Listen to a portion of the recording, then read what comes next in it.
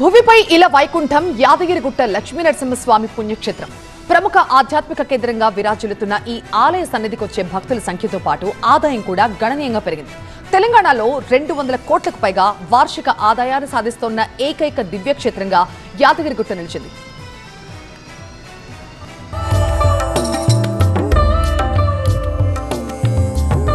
తెలంగాణ ప్రజల ఇలవేల్పుగా ఉన్న యాదగిరిగుట్ట లక్ష్మీ నరసింహస్వామి ఆలయాన్ని మాజీ సీఎం కేసీఆర్ హయాంలో 1300 కోట్ల ఖర్చుతో ప్రధాన ఆలయాన్ని పునర్నిర్మించారు. సంప్రదాయానికి పెద్దపీట వేస్తూ ఆధునికతను జోడించి 1000 ఏళ్ల వరకు చెక్కు చెదరకుండా ఆలయాన్ని కృష్ణశిలలతో అద్భుతంగా సర్వాంగ సుందరంగా పునర్నిర్మించారు. దీంతో యాదగిరిగుట్ట లక్ష్మీ నరసింహస్వామి క్షేత్రం ప్రపంచ ఆధ్యాత్మిక కేంద్రంగా రూపుదిద్దుకుంది. ఆలయ పునర్నిర్మాణం తర్వాత ఏకశిఖర వాసుడి సన్నిధికి రాష్ట్రంతో పాటు దేశ విదేశాల నుంచి భక్తుల తాకిడి ఎక్కువైంది. ఆలయ పునర్నిర్మాణం కంటే ముందు సాధారణ రోజుల్లో రోజుకు 15,000 మంది వరకు భక్తులు మాత్రమే దర్శనానికి వచ్చేవారు. ప్రస్తుతం రోజుకు సుమారు 30 నుంచి 50,000 మంది వరకు వస్తున్నారు. ఇక పండుగలు సెలవు రోజుల్లో భక్తుల సంఖ్య 1,00,000 దాటుతుంది. 2014లో దాదాపు 86 లక్షలుగా ఉన్న వార్షిక భక్తుల సంఖ్య ప్రస్తుతం 1.02 కోట్లకు పెరిగింది.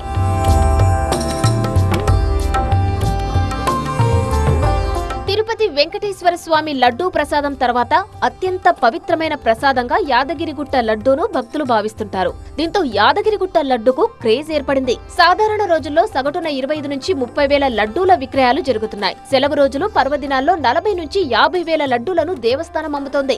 లడ్డూతో పాటు యాదగిరిగుట్ట పులిహోర ప్రసాదానికి కూడా విపరీతమైన డిమాండ్ ఏర్పడింది. ప్రతిరోజు 2 టన్నుల పులిహోరను ఆలయం తయారు చేస్తోంది. అధునాతన ఆటోమేటెడ్ పోర్టు ద్వారా భక్తులకు అవసరమైన ప్రసాదాలను దేవస్థానం అందిస్తోంది. స్వామివారి ప్రసాదానికి భక్తుల నుండి భారీగా డిమాండ్ ఉండడంతో ప్రసాదాలు విక్రయాల ద్వారా ఆలయానికి భారీగా ఆదాయం సమకూరుతోంది. 2026 మే నెలలో ప్రసాదాల విక్రయాల ద్వారా 15.62 కోట్ల రూపాయల ఆదాయం సమకూరింది. హైదరాబాద్ కు అతి చేరువలో ఉండడం వల్ల మరియు భక్తులందరికీ కూడా స్వామివారు ఇంటి ఇలవెల్పుగా ఎక్కువ మందికి ఉండడం వల్ల లక్షలాది మంది జనం లక్ష్మీనరసింహ స్వామి దర్శనానికి విచ్చేయుచున్నారు.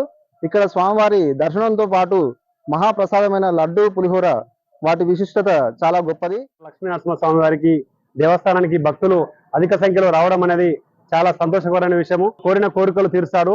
దాంతో పాటు స్వామివారు ఎంత ఫేమస్ దాంతో పాటు లడ్డు ఆ పులిహోర కూడా ఇక్కడ అంతే ఫేమస్ గా ఉంటుంది.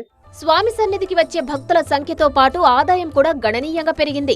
యాదగిరిగుట్ట శ్రీ లక్ష్మీ నరసింహస్వామి దేవస్థానం వరుసగా 3వ ఏడాది కూడా 200 కోట్ల మార్కును దాటి టీటీడీ తరహాలో రికార్డు స్థాయి ఆదాయాన్ని సాధించింది. 2023-24లో 224 కోట్లు, 2024-25లో 212 కోట్లు, 2025-26లో 243 కోట్ల రూపాయల ఆదాయం సమకూరింది. యాదగిరిగుట్ట తెలంగాణలోనే అత్యధిక ఆదాయం కలిగిన దేవాలయంగా అగ్రస్థానంలో నిలిచింది. 2014లో తెలంగాణ రాష్ట్రం ఏర్పడే నాటికి కేవలం 61 కోట్లుగా ఉన్న వార్షిక ఆదాయం ఇప్పుడు 4 రెట్లు పెరిగింది. ఆలయ పునర్నిర్మాణం తర్వాత భక్తుల రద్దీ గణనీయంగా పెరగడం, మెరుగైన వసతులు, వివిధ రకాల సేవల్లో భక్తులు పెద్ద ఎత్తున పాల్గొనడం వల్ల దేవస్థానానికి ఆదాయం స్థిరంగా పెరుగుతోందని ఆలయ అధికారులు చెబుతున్నారు. యాదగిరిగుట్ట దేవస్థానానికి 2025-26 సంవత్సరానికి గాను 243 కోట్ల రూపాయల ఆదాయం రావడం జరిగింది.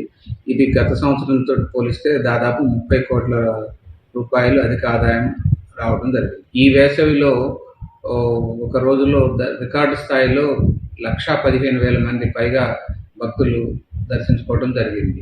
యాదగిరిగుట్ట లడ్డు విశేష ప్రాధాన్యత, విశేష భక్తుల ఆదరణకి నోచుకుంటుంది. ఈ ప్రసాదాల ద్వారా మనకి దాదాపు 35 కోట్ల రూపాయల ఆదాయం రావడం జరిగింది. దేవస్థానంలో ఆన్లైన్ ద్వారా ఆర్జిత సేవలు, కళ్యాణోత్సవాల బుకింగ్ సదుపాయం కల్పించడం వల్ల భక్తులు సులభంగా సేవల్లో పాల్గొనే అవకాశం కలిగింది. దీంతో హుండీ, కానుకలు, దర్శన టికెట్లు, లడ్డూ ప్రసాదాల విక్రయాలు, వివిధ కైంకర్యాల ద్వారా వచ్చే ఆదాయం ఆలయ ఆర్థిక బలాన్ని పెంచింది.